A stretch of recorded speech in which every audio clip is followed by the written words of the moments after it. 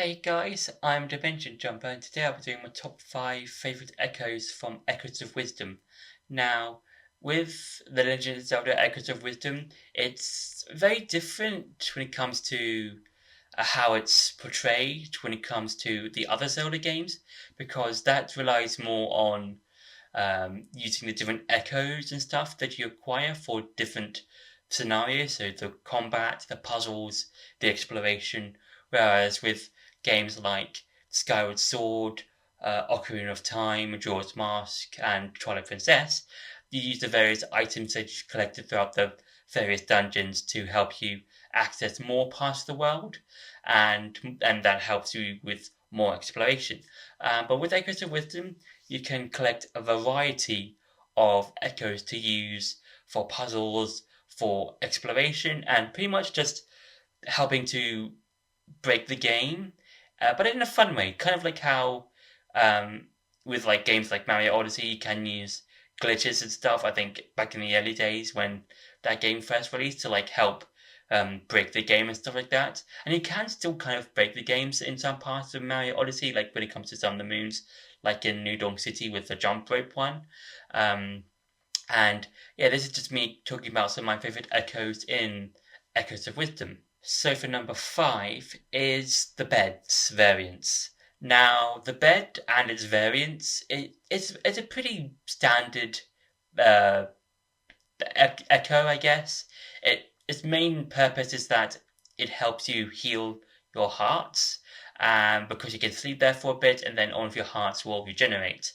But you can use them for platforming, and the first bed you find, the one with the level 1 bed, is pretty useful for platforming because you can just stack a bunch of them on top of each other, and it can also be pretty broken, which I'll talk about a bit for my next spot.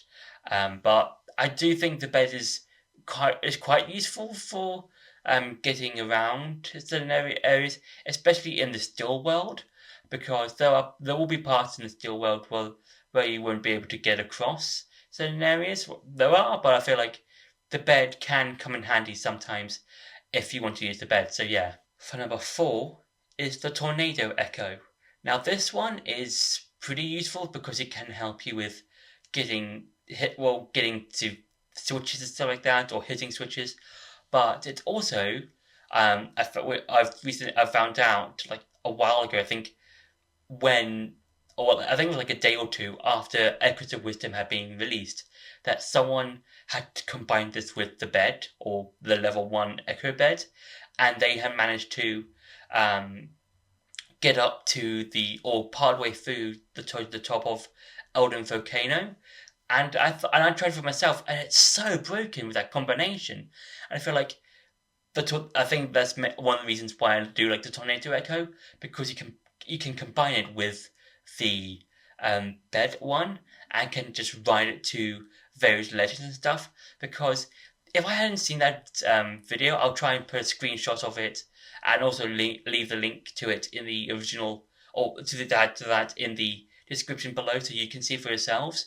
Because if I hadn't seen that, I would have just played through the game without knowing that. And that combination of the tornado and the bed is so useful, especially when it comes to two of the heart pieces, one being on Elden Volcano and the other one being like in Hyrule Field that's on a pillar, and that's so useful. And yeah, I really wouldn't have thought about the Tornado Echo a lot if I hadn't seen that video. So yeah, I think it's a really cool echo to use, especially with the bed. For number 3 is the Strandula.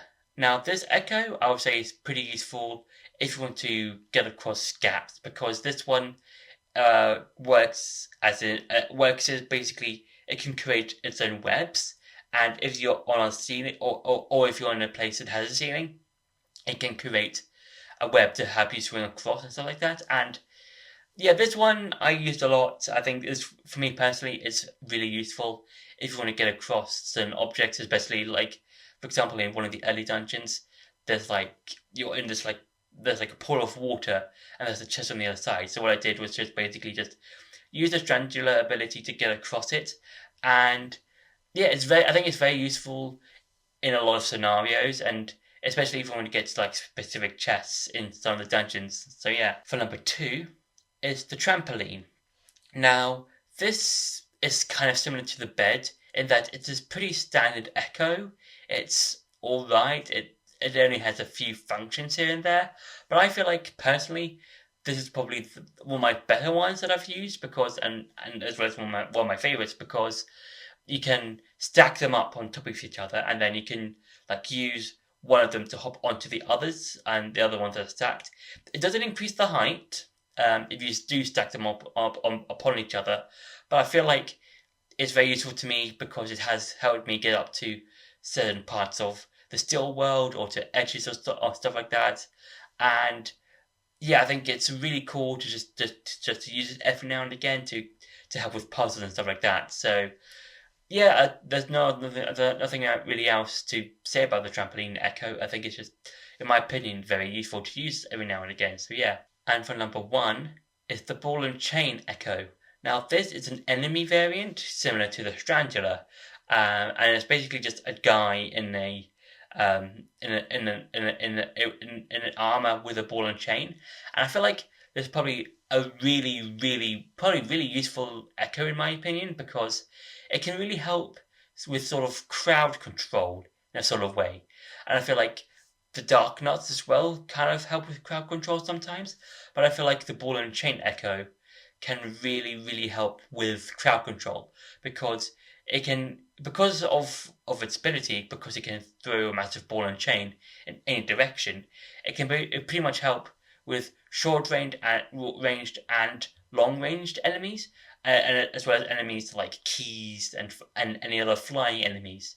So yeah, and I think it's just a really cool way of just playing through the game and just using that enemy every now and again. And yeah, and as I said before, it's very good with both short and long range attacks because I remember every time I would use this particular echo, any enemy that was in its vicinity would get hit by the chain, and then any enemies that was out of range, it would also get hit by the ball and chain. So yeah, I say this one is probably my favorite one. I use it a whole lot of the time, and it's just one of my favorite ones to use in the game. So yeah, so that's been my top 5 favorite echoes in the Legend of Zelda: Echoes of Wisdom. I hope you enjoyed this video. Don't forget to like, share, and subscribe, and I'll see you in the next video.